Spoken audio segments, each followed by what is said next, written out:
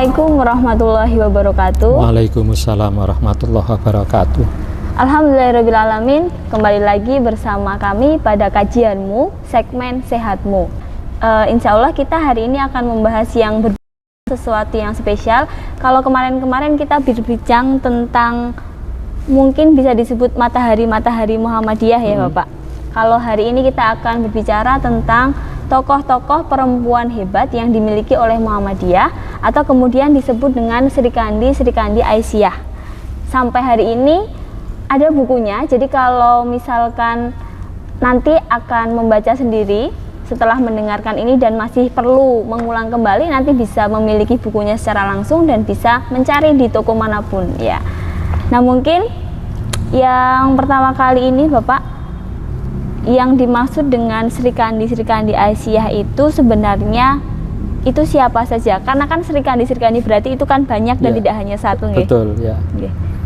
Ya, Sri Kandi. Kata Sri Kandi itu sendiri kan acuannya kepada tokoh wayang itu.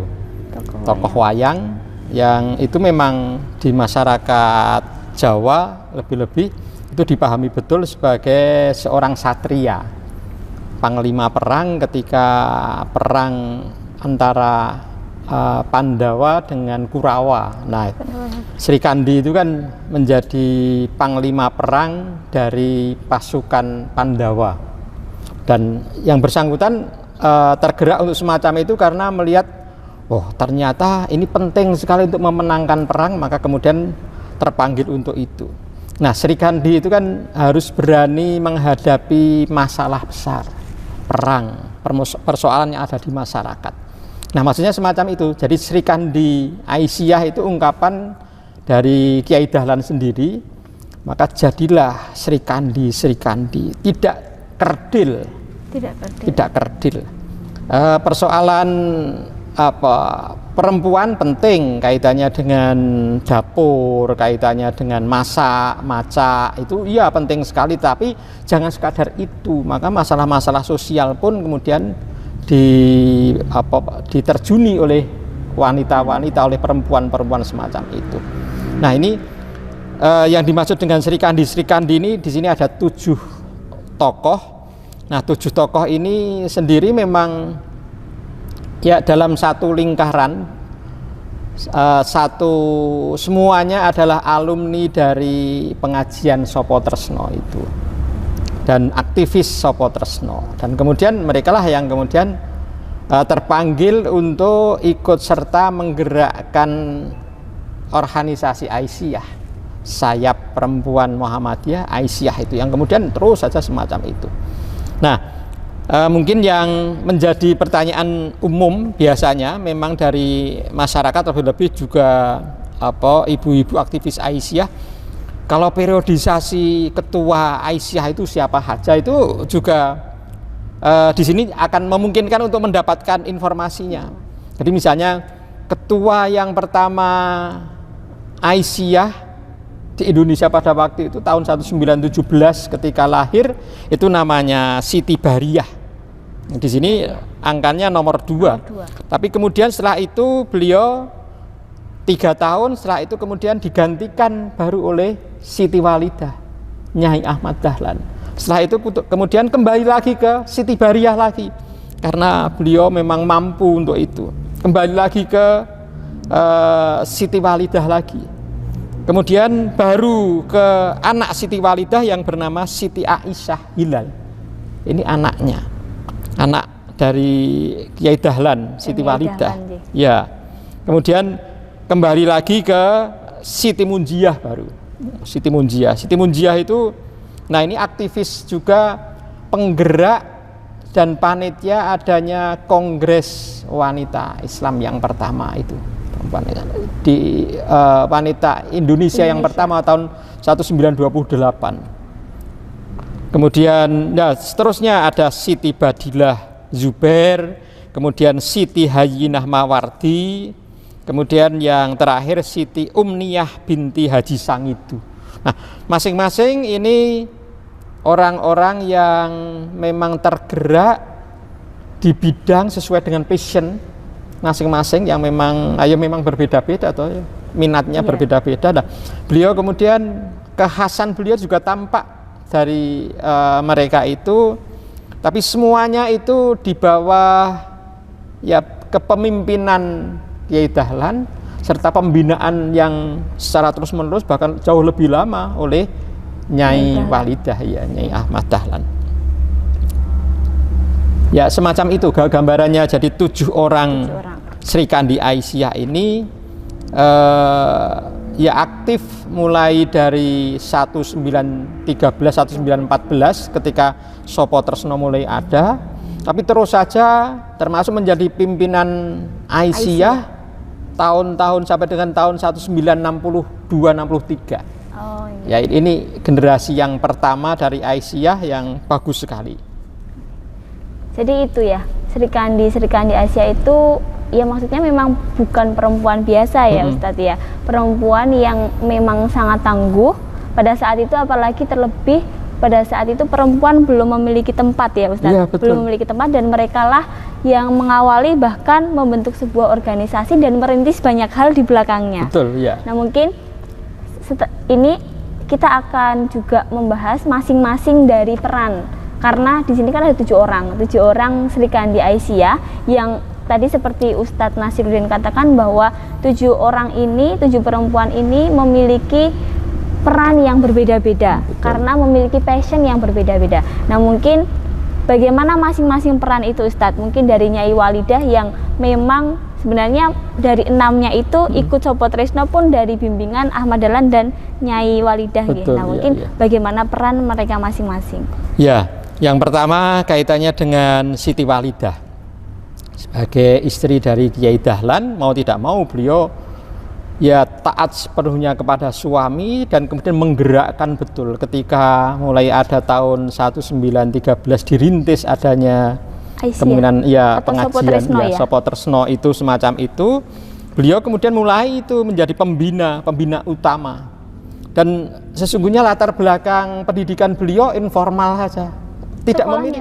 Iya. Pendidikan Nyai Walidah itu maksudnya? Iya, informal, artinya ya hanya pengajian biasa. Bahkan beliau akhirnya mungkin juga dipercaya dan tampil berani untuk menjadi ketua Aisyah. Itu setelah beliau kemudian mengikuti program ini buta huruf itu hilang.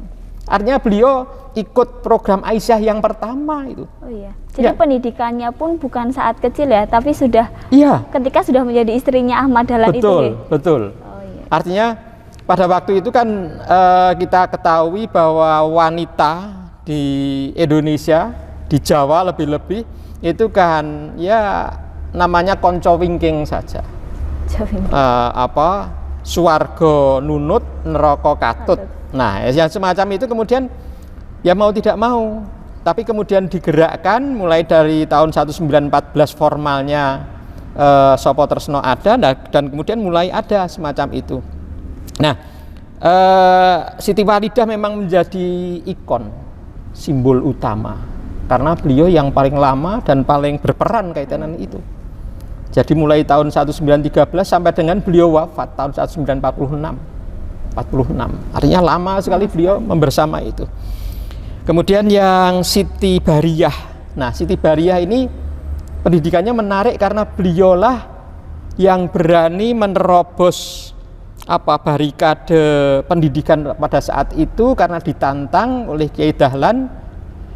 Beliau sebagai anak seorang bangsawan di Jogja diminta untuk berani aja masuk ke Normal Meiji School.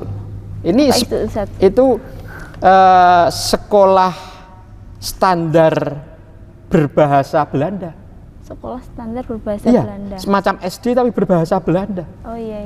Dan pada waktu itu ada 3 anak kauman yang berani itu semacam itu. Selain Siti Bariyah, 2 yang lain yang biasa diikut sertakan oleh Kiai Dahlan akhirnya kemudian berpengajian itu karena suaranya bagus. Ada Siti Dawimah, kemudian satu lagi saya lupa ini. 3 orang. Ini yang generasi yang pertama. Dia, dan pada waktu itu betul-betul ditekan oleh masyarakat, lebih-lebih Kiai Dahlan kok wah ini tampaknya Kiai Dahlan berani mencoreng martabat wanita karena disekolahkan di Belanda, di sekolah Belanda.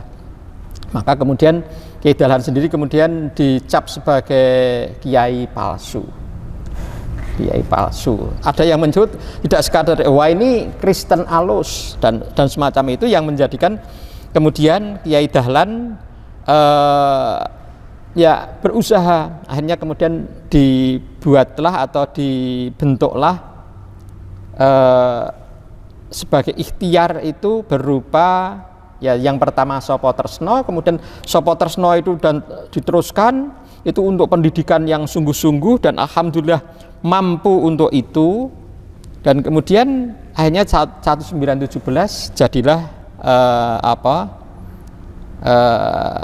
Aisyah. Nah, Aisyah tokoh yang pertama Siti Bahriah lulus dari sekolah Belanda tadi. Ya, itu kemudian pinter fasih berbahasa Belanda. Nah, ini sebagai simbol baru pendidikan Islam yang berkemajuan pada waktu itu. Hanya kemudian beliau yang diminta untuk menjadi ketua, dan beliau sendiri tidak menghendaki untuk itu, tapi ya masih anak-anak itu sesungguhnya, masih remaja betul, tapi mampu. Dan beliau memang di backup sepenuhnya oleh Kiai Dahlan, dan beliau yang diminta untuk apabila Kiai Dahlan memilih ayat tertentu dalam Al-Quran yang kemudian dilakukan oleh Siti Dawimah dengan lagu suara yang bagus, kemudian dibelandakan oleh Siti Bahriah.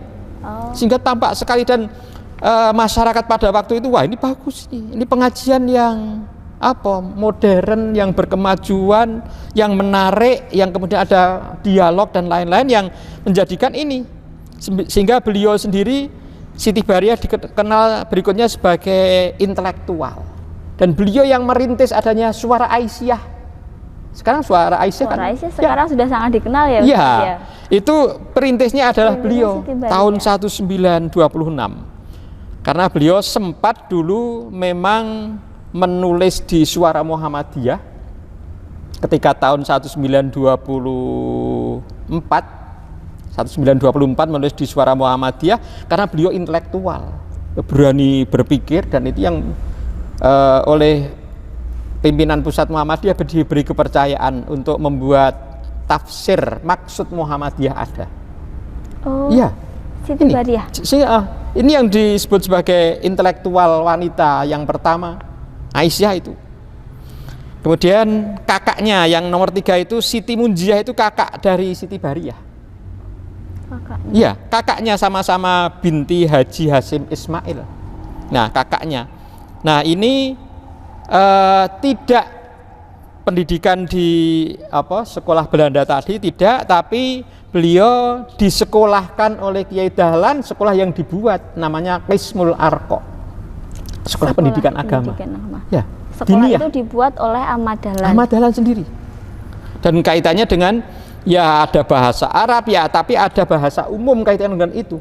Terus diberi dasar semuanya semacam itu, dan ini dikenal sebagai ulama perempuan, aktivis, termasuk beliau akhirnya menjadi panitia adanya Kongres Perempuan Indonesia yang pertama di Yogyakarta tahun 1928. Dan ini beliau yang salah satunya yang kemudian menjadi ketua Aisyah, dan beliau yang sedang dorong untuk tokoh ini menjadi pahlawan nasional saat ini, Ustaz. Ya, sedang diikhtiarkan untuk itu. Kemudian yang keempat itu Siti Aisyah Hilal, ini putri dari Kiai Dahlan sendiri. Nah, beliau ikut sekolah Belanda tapi generasi kedua. Setelahnya, berarti setelah 3 orang pertama tadi. Ya, setelah 3 orang pertama tadi. Termasuk tokoh yang kelima yaitu Siti Badilah Zubair, itu juga yang kedua. Termasuk Siti Hayyinah Mawardi, ini juga yang kedua. Jadi 3 orang yang kedua, ini yang kedua tidak cuma 3 orang, lebih dari 3 orang. Ada yang menyebut sekitar 7 orang.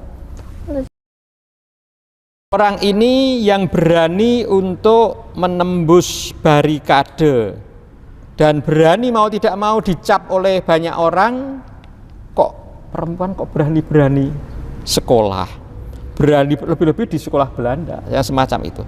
Tapi mereka rata-rata karena memang lulusan dari sekolah berbahasa Belanda, mau tidak mau kan menjadi berani berpikir, dan mereka semuanya ya akhirnya menjadi intelektual.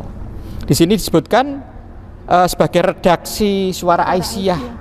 Bahkan kemudian Siti Hayyinah Mawardi menjadi pemimpin redaksinya.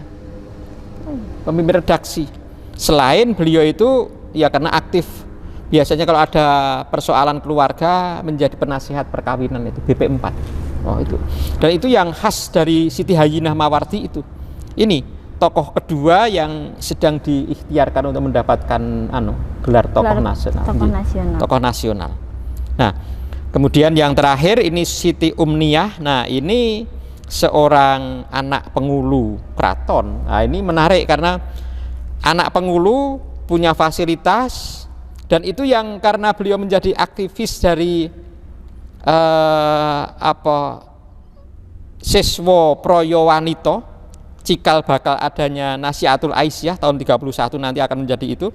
Nah, beliau yang menjadi ketua yang pertama tahun 1919 dari NA, calon NA itu.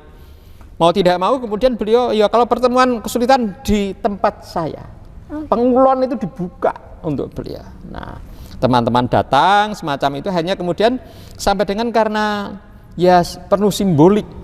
Oh, pengulon digunakan untuk kegiatan Muhammadiyah sayap perempuan namanya Aisyah. Mau tidak mau. Sampai dengan kemudian karena beliau memang punya dasar jiwa pendidik, hanya beliau yang merintis adanya TK Aba yang pertama dulu tahun 1924 di Pengulon itu. Di rumah kediaman beliau. Iya, yang semacam itu. Artinya Pengulon itu kan hanya dipakai ketika ada pernikahan. Nah, itu semacam itu. Nah, kemudian tapi hari-hari yang kemudian yang memanfaatkan ada Siti Umniyah binti Haji Sangidu sebagai anak pengulu untuk pendidikan TK Aba itu. Sehingga kalau 6 orang yang pertama pernah menjadi ketua umum Aisyah, kalau yang terakhir tidak menjadi ketua umum Aisyah, tapi beliau yang merintis adanya Nasihatul Aisyah dan TK Aba itu. Yang sekarang TK Aba jumlahnya di Indonesia sudah lebih dari 20.000 ya TK Aba. Sangat banyak ya Ustaz. Ya. Nah itu adalah berbagai peran. Jadi kalau tadi dari Siti Bariyah, kemudian ada Siti Umniyah yang merintis TK Aba sejak tahun 1924, dan saat ini TK Aba itu masih ada ya Ustaz, dan berkembang sangat pesat ya. Betul. Bahkan dimanapun, dan sekarang menjadi salah satu TK mungkin favorit ataupun pertimbangan masyarakat sekali ya. Betul, Ustaz, dimanapun itu berada. Ini artinya bahwa Aisyah ternyata tidak main-main dalam memperjuangkan dan berjuang untuk membersamai Muhammadiyah gitu ya Ustaz. Mungkin sekarang kalau tadi kita sudah mengenal generasi pertama Aisyah, kalau ini dalam kurun waktu yang berapa Ustadz? 7 orang ini peran mereka ya sejak Aisyah lahir sampai dengan tahun 1964-an. Sekitar 50 tahun. Ya, 50-an tahun, 50 tahun itu. Berarti 7 orang tadi itu menjadi orang-orang inti yang menggerakkan Aisyah selama 50 tahun, kurang lebih 50 tahun begitu. Nah, mungkin kalau bicara tentang Aisyah Ustadz. Nah, Aisyah ini dari dulu kan memang sudah menunjukkan perannya. Betul, bahkan di tengah-tengah yang perempuan itu tidak memiliki tempat, kemudian pendidikan juga terbelakang. Betul. Dan istilahnya menjadi konco wingking. Nah, peran seperti apa aja atau prestasi yang sudah ditorehkan oleh Aisyah untuk kemajuan bangsa dan kemajuan umat Islam? Ya, kalau sekarang, jadi setelah periode ini yang pendidikannya pendidikan Belanda dan pendidikan Kiai Dahlan pada waktu itu. Nah, generasi penerus dari Aisyah ini menarik karena berikutnya memang Profesor Doktor Siti Baroroh Barid. Kemudian beliau juga lama. Setelah itu kemudian dilanjutkan oleh Profesor Doktor Siti Hamamah Suratno. Nah, semacam itu juga lama. Kemudian dilanjutkan yang sekarang Bu Siti Nurjana. Dr. Siti Nurjana Juhantini misalnya, semacam itu. Nah, peran-peran mereka untuk kemajuan bangsa, untuk memajukan perempuan itu tampak serius betul. Yang namanya Siti Baroroh Barit, Profesor Doktor itu ya tahun 65 beliau diberi amanah menjadi ketua Aisyah. Menjadi ketua Aisyah sampai dengan 1985. Berarti lama sekali ya? Lama sekali. 20 tahun. 20 tahun ya. 20 tahun. 20 tahun periode pada waktu itu kan 3 tahunan. 3 tahunan. Masih 3 tahunan. Itu sudah hampir lebih 6 periode ya? Iya. Hampir 7 periode. Iya. Ya, artinya peran yang beliau lakukan pada waktu itu kan beliau juga termasuk profesor wanita pertama di Indonesia. Iya. Tahun 64. Beliau. Dan beliau memang ketokohannya tampak betul. Mungkin jamaah Aisyah juga paham sekali, kok sering disebut itu Profesor Dr. Siti Baroroh Barit itu. Dan istri beliau kan istri dari seorang dokter Barit Isom. Nah, dokter ahli bedah memang. Nah, artinya ketokohan beliau di tingkat dunia itu biasa dibawa kemana-mana. Beliau menyuarakan Aisyah, peran yang dilakukan oleh Aisyah di Indonesia untuk mengangkat harkat perempuan, kemudian peran sosial yang dilakukan, sehingga kemudian saat ini pun memungkinkan kemudian banyak sekali yang diketahui bahwa orang-orang Aisyah terlink dengan banyak hal, dengan banyak pihak di tingkat dunia, entah itu dengan IDB, dengan bermacam-macam, dengan PBB, semua sayap organisasinya dan lain-lain.